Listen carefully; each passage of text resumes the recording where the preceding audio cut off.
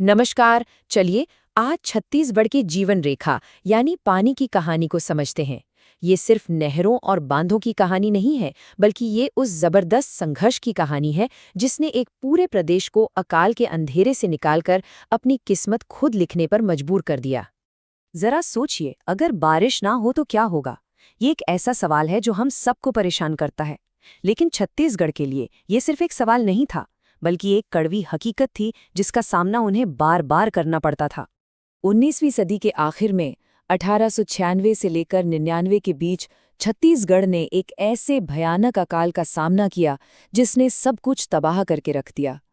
उस आपदा ने एक कड़वा सबक सिखाया कि सिर्फ आसमान की तरफ देखते रहना, बारिश के भरोसे रहना, तबाही को दावत देने जैसा है। और बस यहीं से एक बहुत बड़े बदलाव की नींव पड़ी। तो हमारी कहानी की शुरुआत इसी अकाल से होती है, क्योंकि कमाल की बात यह है कि इसी तबाही ने उस विकास की नींव रखी जिसे आज हम सिंचाई के एक बड़े नेटवर्क के रूप में देखते हैं। सच ही है, कभी-कभी सबसे बड़े संकट ही सबसे बड़े समाधानों को जन्म देते हैं। अकाल के ठीक बाद साल 1901 में भारतीय सिंचाई आयोग की एक रिपोर्ट आई, और कह सकते हैं कि इसी रिपोर्ट ने एक नई राह दिखाई। पहली बार एक प्लान के साथ काम शुरू हुआ। ये तय किया गया कि रायपुर क्षेत्र में अकाल से लड़ने के लिए 5 बड़े तालाब बनाए जाएंगे। ये संकट से समाधान की ओर पहला बड़ा ऑर्गेनाइज्ड कदम था। तो इस पहले कदम के बाद शुरू हुआ एक लंबा सफर जो पिछले 100 साल से भी ज्यादा वक्त से चल रहा है।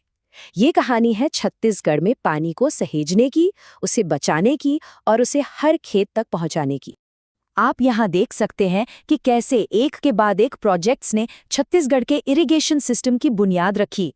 शुरुआत हुई 1901 में पेंड्रावन टैंक और मुरु मसली बांध से। फिर 1903 में खपरी और मरोदा टैंक बने।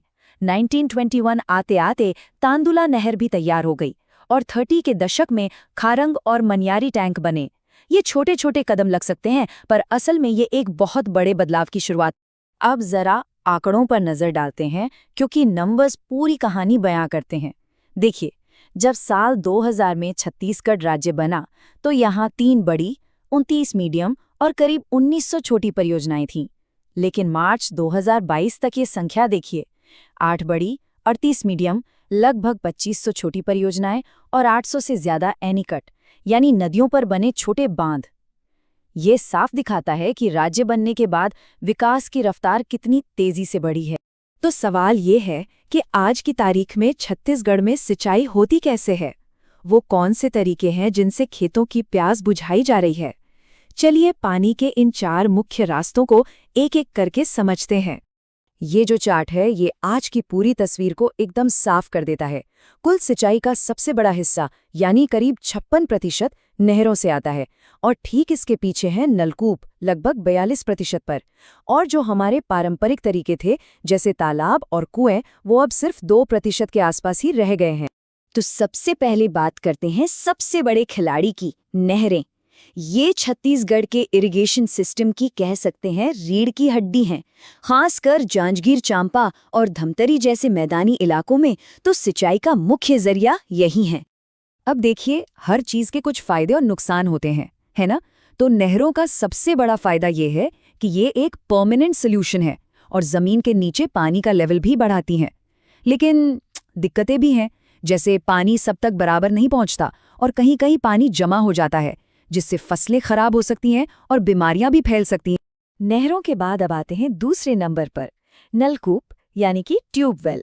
ये उन जगहों पर बहुत पॉपुलर हो रहे हैं जहां नहरों का पानी नहीं पहुंच पाता, और सरकार की शाकंभरी योजना जैसी स्कीम्स जो किसानों को ट्यूबवेल लगाने के लिए सब्सिडी देती हैं, उन्होंने भी इसे काफी बढ़ावा दिया है। तो नलकूपों का फायदा क्या है? एक तो इनकी लागत कम है, और दूसरा, जब पानी चाहिए तब इस्तेमाल करने की आज़ादी है। सूखे के समय भी ये बहुत काम आते हैं, लेकिन इनकी भी अपनी लिमिट्स हैं। एक नलकूप से बहुत बड़े एरिया में सिंचाई नहीं हो सकती, और ज्यादा इस्तेमाल से मिट्टी में नमक की परत जमने का खतरा भी रहता है। और आखिर में आते हैं हमारे पारंपरिक तरीके, तालाब और कुएं। एक जमाना था जब सिंचाई के लिए तालाब ही सब कुछ थे। आज भी बस्तर जैसे पठारी और पहाड़ी इलाकों में इनकी अहमियत कम नहीं हुई है। क्यों? क्योंकि वहाँ की चट्टानी जमीन पर नहरें बनाना या गहरे ट्यूबवेल खोदना बहुत ही मुश्किल काम है। तो इन सब कोशिशों का, इस 100 साल से ज्यादा के सफर का नतीजा क्या निकला? आज छत्तीसगढ़ आखिरकार खड़ा कहाँ है? चलिए आज का पूरा हिसाब किताब देखते हैं।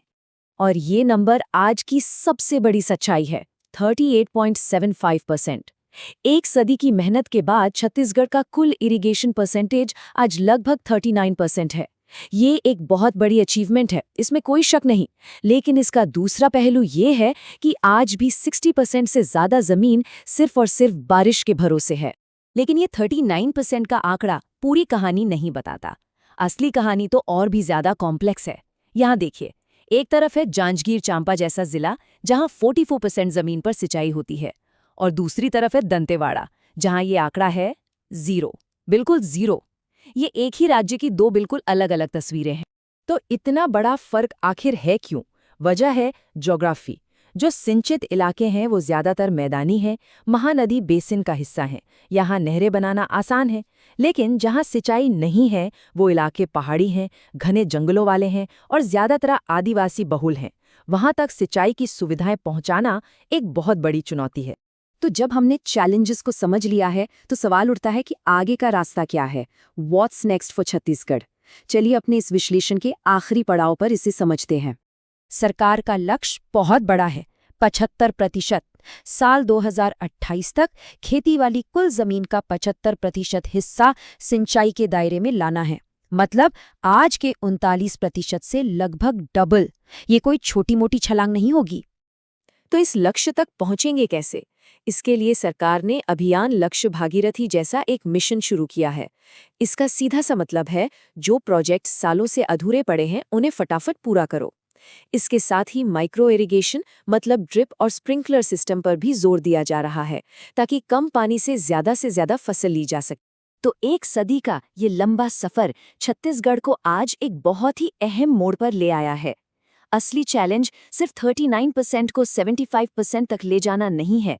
असली चैलेंज है उस गहरी खाई को भरना जो एक तरफ 84% वाले जांजगीर चांपा और दूसरी तरफ 0% वाले दंतेवाड़ा के बीच है। क्या छत्तीसगढ़ इस खाई को पाट पाएगा?